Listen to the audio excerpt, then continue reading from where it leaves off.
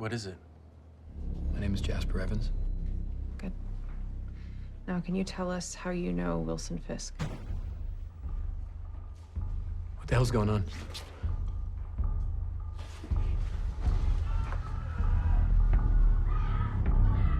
Foggy, find Karen, get her out of here. Oh, shit. This is not happening.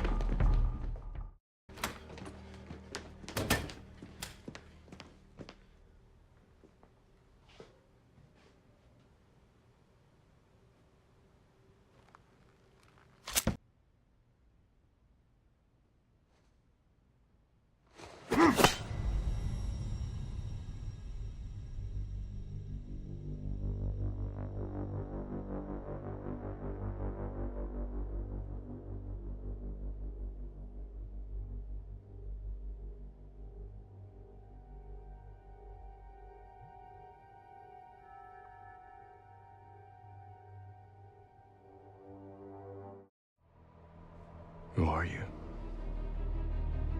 I'm Daredevil. Daredevil might get his ass kicked.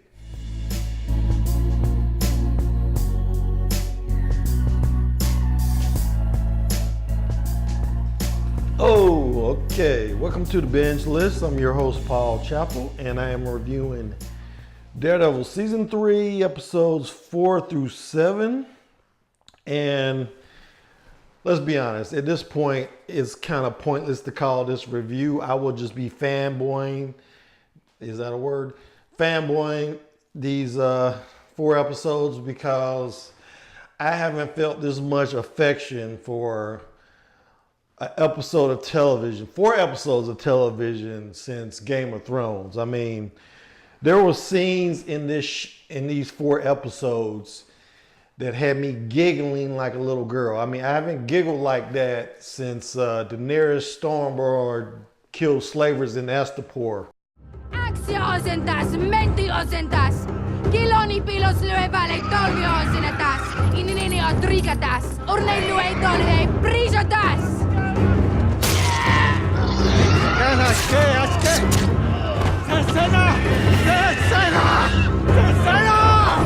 Dracarys.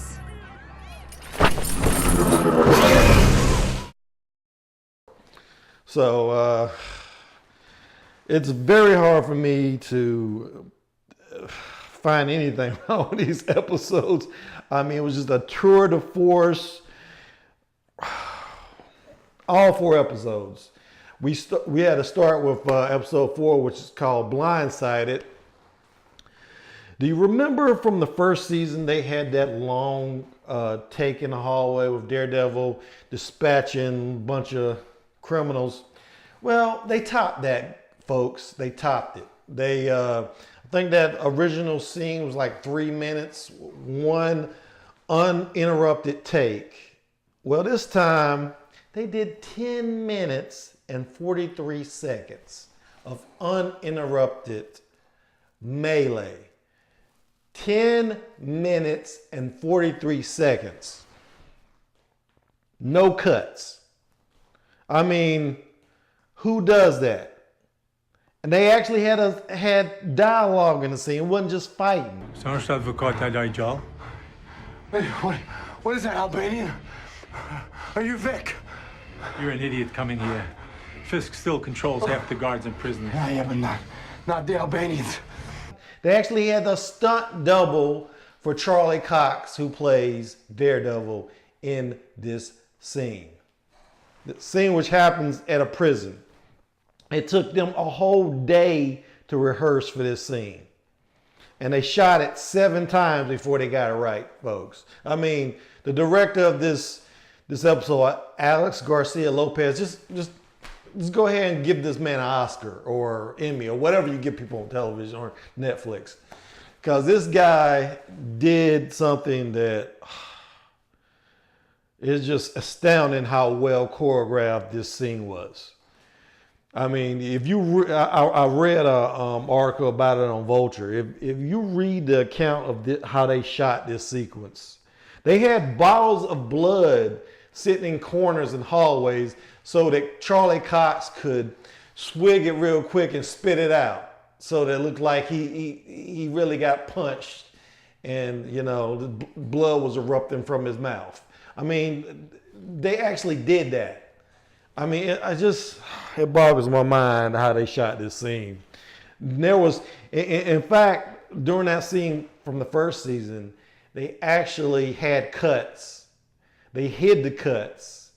You can hide a cut in a darkened hallway. They didn't do any kind of CGI, or they didn't hide any cuts in the dark in this sequence. They shot the thing for 10 minutes and 43 seconds with a steady cam,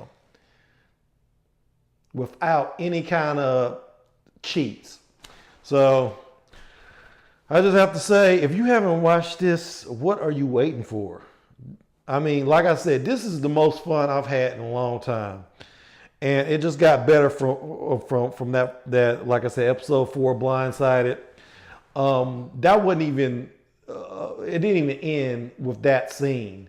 There was so much happening in this episode. The episode even ended on a cliffhanger with Daredevil. Well, actually, it wasn't even Daredevil. Matt Murdock went to this prison trying to get some information on Fisk, and he finds out that the prison is pretty much controlled by Kingpin.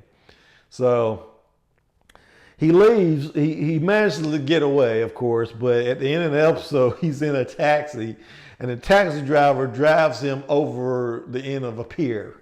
Okay, that's how the episode ends. So I'm just, holy crap. I just have to say, just go watch it right now. Turn this off and go watch it. You'll thank me later.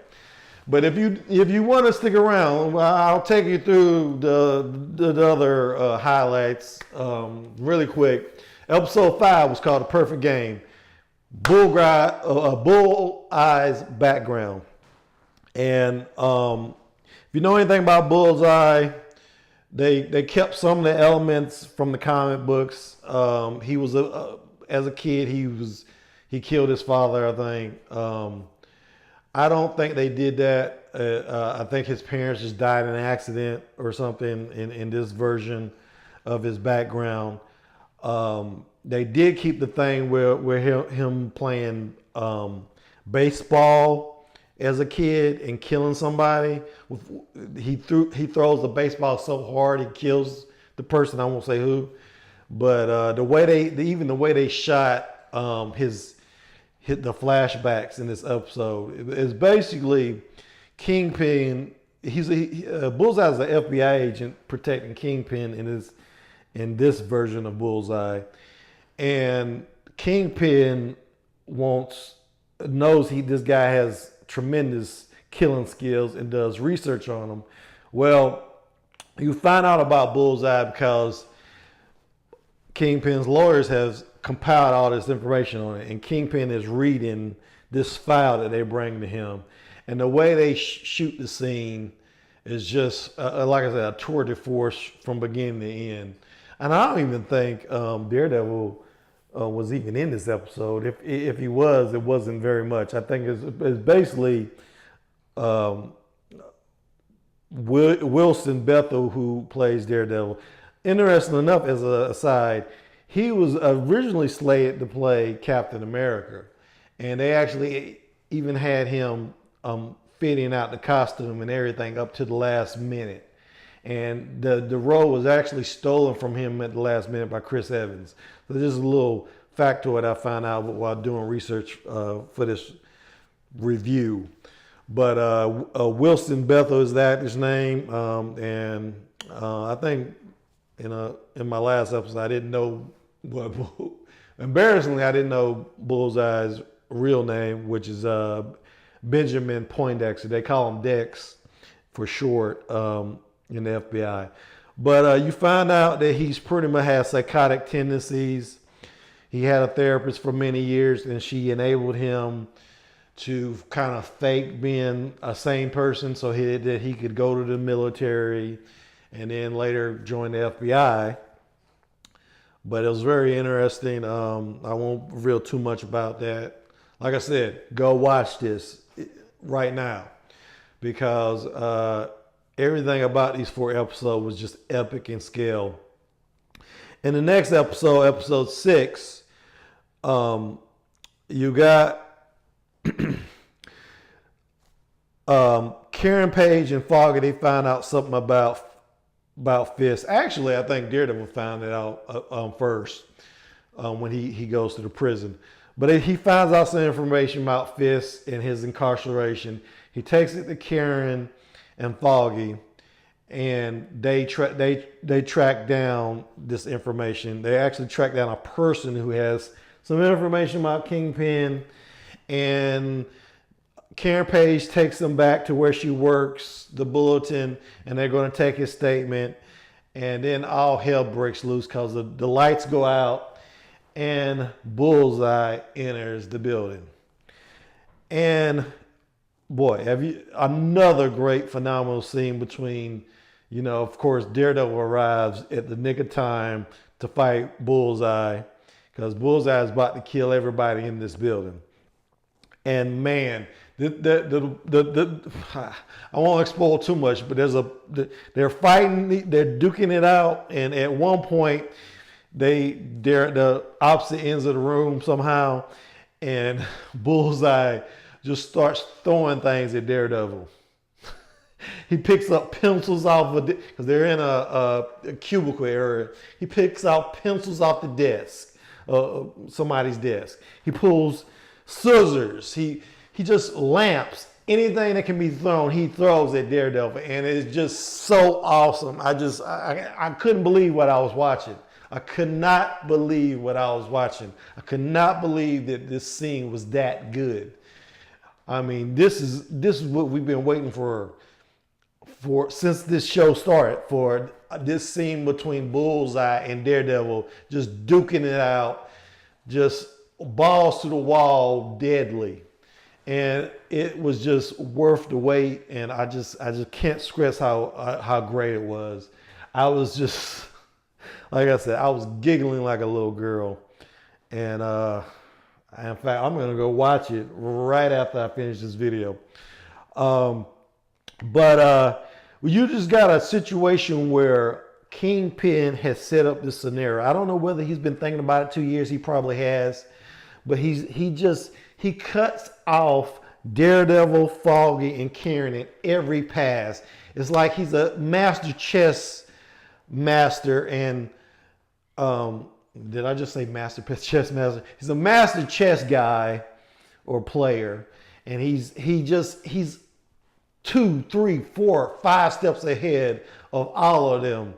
Ahead of Daredevil, ahead of Foggy, ahead of Karen. He's ahead of them at every pass. Every time Daredevil tracks down a lead, Kingpin has a trap for him. And you see that in the aftermath. So Daredevil only escapes because he has this extrasensory hearing, which he uses because there's a scene where he goes and tracks down the guy that made his suit because Bullseye is going around wearing his suit, an exact replica of the suit. And Daredevil figures out that somehow Kingpin got, I forget the character's name, but got that character to make a suit for Benjamin Poindexter, who's Bullseye. So he goes back and he confronts the guy, and there's a SWAT team waiting because Kingpin knows he's going to track this guy down and find out why he made a suit for Kingpin. And it's just, like I said, it's just great. It's just so fun and just so daring in every way, the way they set up these scenarios. And I mean, my jaw was literally on the floor the whole time. I was just like, I could not believe this was happening. You cannot do this in a movie because there's so much intricate planning and setup to precede these episodes. There's no way you could have done it in 2 hours. You needed all these episodes before to set it up properly, especially with the stuff with Bullseye, because you find Kingpin breaks him down. Because if you've watched the other episodes, you know that when he rescues Kingpin from the Albanians, he kills two of the Albanians who are trying to surrender. So the FBI kind of turns on him because they do a forensic analysis and they find out that, hey, it doesn't look like he was on an up and up with what he reported during this, this shootout with the Albanians. So he's put on leave. Kingpin uses this as a way to kind of get Bullseye on his side. So it's very interesting. All the moves Kingpin makes. There's some reveals about Kingpin during this episode that just, you're like, of course he would do that. I mean, he's Kingpin. He's a genius. This man, I'll reveal just one thing. It's not a big reveal, but you find out, Karen Page finds out that he has bought the building that the FBI is hiding in the penthouse. He's bought the whole building. So through a dummy corporation, and the FBI doesn't even know it. So of course that has something to do with how he's able to operate unbeknownst to them outside. How he's able to set up the traps for Daredevil and Daredevil's allies. So it's just such a great moment in television history. And these guys don't get Emmys for all these things they've done. These 4 episodes. Forget the 3 preceding it. Just these 4 episodes. They should get Emmys for what happens, because man, it's like the writers all got together and then said, hey, let's write Daredevil into a corner and let him punch his way out. I mean, that's pretty much what they do here. Because there's no reason that Daredevil should be able to get out of any of these jams, but the writers come up with ways for him to get out of it, and it's just balls to the wall action like you've never seen. So anyway, stop listening to me. In case you didn't notice, I'm giving it 2 thumbs up. So like I said, go watch this. You won't regret it.